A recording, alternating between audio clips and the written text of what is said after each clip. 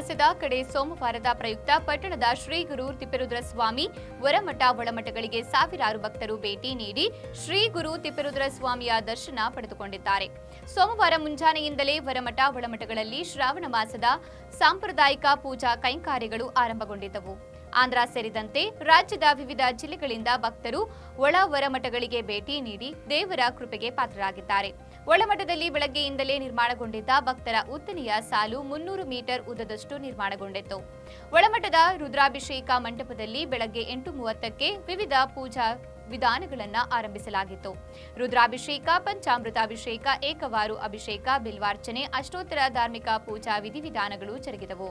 ಹರಕೆ ಹೊತ್ತ ಭಕ್ತರು ಮಡಿಯಲ್ಲಿ ರುದ್ರಾಭಿಷೇಕ ಪೂಜಾ ಕಾರ್ಯಕ್ರಮದಲ್ಲಿ ಭಾಗವಹಿಸುವುದು ವಿಶೇಷ. ಇದೇ ವೇಳೆ ಶ್ರೀ ಗುರು ತಿಪ್ಪೇರುದ್ರಸ್ವಾಮಿ ದೇವಸ್ಥಾನದ ಕಾರ್ಯನಿರ್ವಹಣಾಧಿಕಾರಿ ಎಚ್ ಗಂಗಾಧರಪ್ಪ ಮಾತನಾಡಿದರು. ಶ್ರೀ ಗುರು ತಿಪ್ಪೇರುದ್ರಸ್ವಾಮಿ ದೇವಸ್ಥಾನದ ಸಿಬ್ಬಂದಿ ಎಸ್ ಸತೀಶ್, ಮನು, ಮಹೇಶ್ ಸೇರಿದಂತೆ ಸಾವಿರಾರು ಭಕ್ತರು ಹಾಜರಿದ್ದರು.